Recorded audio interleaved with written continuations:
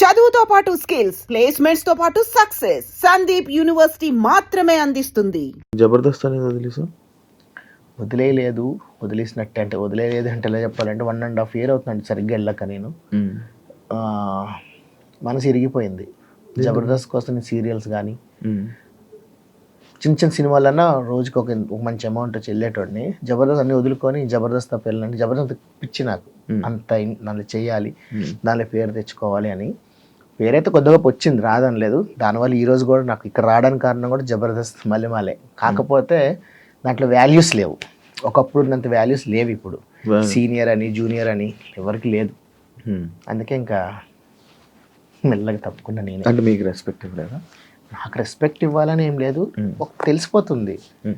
ఏం లేదండి, ఒక క్లియర్గా చెప్పిన ఈ రోజుల్లో సోషల్ మీడియాలో ఎవరైతే ఫేమ్ ఉన్నారో, సోషల్ మీడియా ఎవరైతే వల్గరిటీ చేస్తారో, సోషల్ మీడియా ఎవరైతే అంటే ఇప్పుడు నేనే ఉన్నా సోషల్ మీడియాలో, ఇన్స్టాలో, నేను ఆర్టిస్ట్ కాదు ఏం కాదు, సోషల్ మీడియాలో ఒక ఇన్స్టాలో లేదా ఒక యూట్యూబ్లో ఏదో డ్యాన్స్లు వేసి అమ్మాయికైతే అమ్మాయిగా, అబ్బాయికైతే అబ్బాయిగా, అమ్మాయిల గురించి మాట్లాడితే ఇక్కడ అబ్బాయిల గురించి మాట్లాడుతున్నా, ఒకరిది ఏదో పిచ్చి పిచ్చిగా చేయడం, కింద బ్యాడ్ కామెంట్స్ పెడితే దానికి ఇంకోటి ఏదో బ్యాడ్ కామెంట్, దానికి ఇంకోటి బ్యాడ్గా అది హైలైట్ అయ్యి అది ఇన్స్టాల్ ట్రెండింగ్ అవుతుంటుంది. అటువంటి వాళ్ళని కొంతమంది షోస్ పిలుస్తుంటారు, అంటే వాళ్ళు వస్తే రేటింగ్ పెరుగుద్ది, ఈ పాత వాళ్ళని పెట్టుకుంటే ఏముంటుంది రేటింగ్ అని మమ్మల్ని తగ్గిస్తున్నారు. ఓకే, ఇప్పుడు మీకు లేడీ గెటప్లు ఎవరు లేరు కదా జబర్దస్త్లో? ఇప్పుడు ఉంటుంది. నేను 1 year ప్లస్ అవుతుంది. మొన్న 13 years సెలబ్రేషన్స్కి పిలిస్తే వెళ్ళాను. తర్వాత ఎన్నిసార్లు లేడీ గెటప్ వేసుకొని అలా కూర్చునేవాడిని, ఉండేది కాదు. పొరపాటున ఉన్నా సరే ఎడిటింగ్లో పోయేటి సీన్స్ కూడా బాధ అనిపించేది. అరే దీనికోసం ఇంత చేస్తున్నానే, కనీసం స్క్రీన్లోనే కనపడిపోతే ఇంకెందుకు లాస్ట్ తప్పటి కొట్టు దగ్గర ఉంటున్నానే. అంటే కావాలని తీయరు, లెంత్ ఎక్కువ తీసేస్తారు, పెద్ద పెద్ద సీన్లే పోతుంటాయి. అలాగే అనుకోవచ్చు కదా, చేసిన సాటిస్ఫాక్షన్ కూడా అంత దూరం వెళ్ళడము, తుక్కు కూడా అండి స్టూడియో అంత దూరం వెళ్ళడం ఇబ్బంది అవుతుంది. ఎందుకులే ఇంకా తగ్గించేద్దాం, ఇంకా పిల్లలు కూడా పెద్దగా అవుతున్నారు, ఇంకా లేడీ గెటప్ ఇంకా ఎందుకు, ఈ షేవింగ్ చేసుకుని ఫేస్ అంతా మండిపోయి ఇట్లా మొట్టాలు ఎక్కువ వచ్చేసి చాలా ఘోరంగా అవుతుంది. ఇంకా వాల్యూ కూడా లేదు. ఒకవేళ నాది వాల్యూ వచ్చి ఉంటే దానివల్ల నాకేమైనా యూజ్ అయ్యి ఉంటే నేను చేసేవాడిని, కట్ చేసేస్తాను. ఇంక నేనే వద్దులేండి ఇంకా అనుకున్నాను. ఓకే, అంటే ఇప్పుడు మీరు ముందే లేడీ గెటప్లు వేసుకొని అక్కడ కూర్చుంటారా స్టూడియోస్లో? అలాగని కాదు, స్టార్టింగ్ అన్నపూర్ణ స్టూడియోస్ ఉన్నప్పుడు అలా ఉంది, మీరు వెళ్ళి కూర్చొని లేడీ గెటప్ కన్ఫర్మ్ ఉండేవాళ్ళమే, అది వేరే అంటే అవసరమే తీసుకునేది.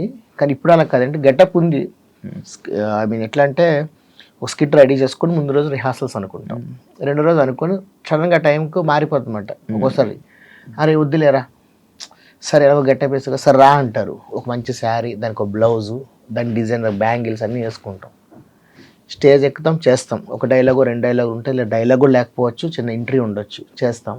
కట్ చేస్తే నెక్స్ట్ షెడ్యూల్లో కానీ నెక్స్ట్ స్కిట్లో కానీ ఆ శారీ కానీ జ్యువెలరీ వేసింది అసలు ఇంకోటి నేను ఇప్పటికి వచ్చి నేను కానీ కొంతమంది శాన్ స్వరూప్ కానీ నేను కానీ కొంతమంది ఉన్నారు, వాళ్ళు కంపెనీ మేకప్ కానీ కంపెనీ కాస్ట్యూమ్స్ కానీ అసలు ముట్టుకోం, మా సొంతవే. దాని మీద డబ్బులు, మాకు స్కిట్కి ఇచ్చే డబ్బుల కన్నా ఈ కాస్ట్యూమ్స్కి ఎక్కువ అవుతాయి. ఎందుకంటే ఇక్కడ మేము బాగా కనబడితే మాకు ఈవెంట్స్లో ఆ నేమ్ వస్తుంది, దానివల్ల మేము క్యాష్ చేసుకోవచ్చు. కానీ మా ప్లానింగ్ మాకు ఉండదు. ప్లానింగ్ అంటే మా అందరూ అనుకునేదే, అక్కడ వాడిని కొంచెం ఉతికి రావచ్చు, ఉతుక్కొని రావచ్చు, ఎవరు వేసుకొని రావచ్చు, లేనిపోయిన రోగాలు రావచ్చు అన్నట్టుగా కూడా అనుకుంటాం. ఆ కాస్ట్యూమ్ వల్ల యూజ్ కాదు. ఎంత బాధపడతానంటే అరే దీనికోసము ఒక శారీని తెచ్చుకొని దాన్ని డిజైన్ చేసుకొని, బ్లౌజ్ తెచ్చుకొని దాన్ని డిజైన్ చేసుకొని ఇంట్లో ఒకసారి వేసుకొని అన్ని చేసి పెట్టుకుంటాం. ఈ బాధలు ఎవరికి తెలుస్తాయండి? ఎవరికి తెలియదు. అక్కడికి వెళ్తే స్కిట్లో ఉండదు, లేకపోతే శారీ ఉంది కదా రేపు పొద్దున్న టెలికాస్ట్లో ఉండదు, అది పోయినట్టే కదా. ఇది ఇలా చూసాను, చాలా పడ్డా. సింపుల్గా చెప్పాలంటే మా వెనక వచ్చిన వాళ్ళు ఉన్నారు కొంతమంది, వాళ్ళు కష్టపడి వచ్చారనుకోండి, అవకాశం ఇవ్వండి, నేనే కాళ్ళు కన్న పెట్టమ్మా మేము ఇంత కష్టపడి వచ్చారు అనుకుంటా. ఏదో ఇప్పుడు ఇన్స్టాల్ రీల్స్ ఉన్నాయండి, ఇదైతే ఒక పాయింట్, అంటే సంబంధం లేని విషయం అనుకోండి, చెప్తున్నా మీకు. ఇన్స్టాలో ఇప్పుడు నేను రీల్స్ చేస్తాను, 100 కాదు 200 టేకులు చేసుకుని బాగా ఇట్లా కొట్టలేదు, లేదంటే ఎడిటింగ్ అడ్డీ చేసుకోవచ్చు. ఒక ఆఫీస్ కానీ ఒక జబర్దస్త్ కానీ అవకాశాల కోసము కుక్కలు తిరిగిన రోజులు ఉన్నాయి. మేము తిండి లేకుండా తిరిగిన రోజులు ఉన్నాయి. చాలా మంది మాట తిండి లేకుండా ఎందుకంటామంటే బయట కొనడానికి ఒకప్పుడు డబ్బులు ఉండేటివి కాదు, ప్లస్ అక్కడికి వెళ్తే వాళ్ళు లిమిటెడ్గా ఫుడ్ ఉంటుంది, టోకెన్స్ కొంతమంది సరిపోతే కొంతమంది సరిపోయేటివి కాదు. అలాగే ఎన్నిసార్లు నేను పస్తున్నా నాకు తెలుసు. నా జర్నీలో మోహన్ లేడీ గెటప్ ఉన్నాడు. వాడికి తెలుసు, ఎందుకంటే వాడు ఒకప్పుడు అన్నపూర్ణ స్టూడియోలో అవకాశం వెయిట్ చేశాడు. ఎవరో ఒక టోకెన్ ఇస్తే ఆ టోకెన్ వీడు తీసుకునేవాడు, ఇంకొకటి ఎక్స్ట్రాకి నాకు కూడా టోకెన్ ఇచ్చేటాడు, తినేవాళ్ళము. ఎందుకంటే స్టూడియోస్ దగ్గర బయట ఫుడ్ అమ్మేవాళ్ళు కాదు. అమ్మకపోతే వెళ్ళి కొనుక్కొని తినడానికి ఎక్కడికి వెళ్తాం? పోనీ ఎంత దూరం మనకు 1/2 కిలోమీటర్ వెళ్ళొద్దా అంటే వెళ్ళొచ్చు, మళ్ళీ రిహార్సల్స్ అంటే మేము లేకపోతే అరే నువ్వు లేవు కదా ఇందాక అడిగాము అని కూడా అంటారు అని బాధతోని మేము తినకుండా ఉండేవాళ్ళం. డబ్బులు లేక దాని గురించి కాదు, తినకుండా ఉండి కొంచెంసేపు చూద్దాం, 1 అవర్ వరకు చూద్దాం, ఒక టీంని రిటర్న్ వెళ్తే ఆ గ్యాప్లు తినొద్దాం, ఇక్కడ టోకెన్ లేదు అని ఉండేది. ఓకే, దానివల్ల పోయినాయి.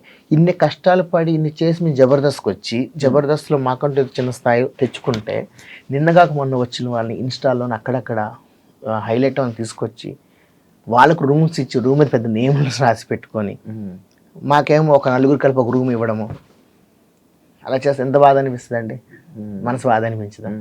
ఒక స్థాయి ఉన్న వ్యక్తి అరే ఎప్పటి నుంచి ఉన్నారు కదా వీళ్ళకి ఇవ్వండి వాల్యూ, మాకు రూమ్ ఉండదు మాకు అంటే బాధ అనిపిస్తుంది అంతే. ఇది కంప్లైంట్గా చెప్తున్నా. ఇటువంటి అన్ని చిన్న చిన్న విషయాల్లో నేను చాలా హట్ అయ్యేది. నాకు ఆత్మగౌరవం ఎక్కువ, ఆత్మవిశ్వాసం ఎక్కువ. మా అమ్మ నాన్నగారు నాకు చదువు ఇది చేయించలేదు, కానీ మా అమ్మ నాన్న మాకు మంచి వాల్యూస్లో పెంచారండి. చదువు ఒక్కటి ఇవ్వలేదు తప్ప సంస్కారం విషయంలో 100% ఇచ్చారు వాళ్ళు. ఇది ఇలా ఉండారే, ఒకరిని తిండి లేదు ఎవరి దగ్గర అడగొద్దు, ఫస్తుండు ఆకలి బాధ నీకు తెలిసి నీకు ఒక మైండ్లో బుద్ధి వచ్చి రేపు పొద్దున ఆకలి ఉండొద్దు అని రేపు నీ పిల్లది పెళ్ళం కొన్ని పిల్లలకో వాళ్ళకి ఒక ఇది చేస్తాను ధైర్యం చెప్పేవాళ్ళు. అటువంటి దీనిలో బతికినోడిని మా కుమ్మే తిట్టిన వాళ్ళు కూడా ఉన్నారు చాలామంది. అయినా కూడా అనుకొని మింకొని వెళ్ళిపోయేటోడిని.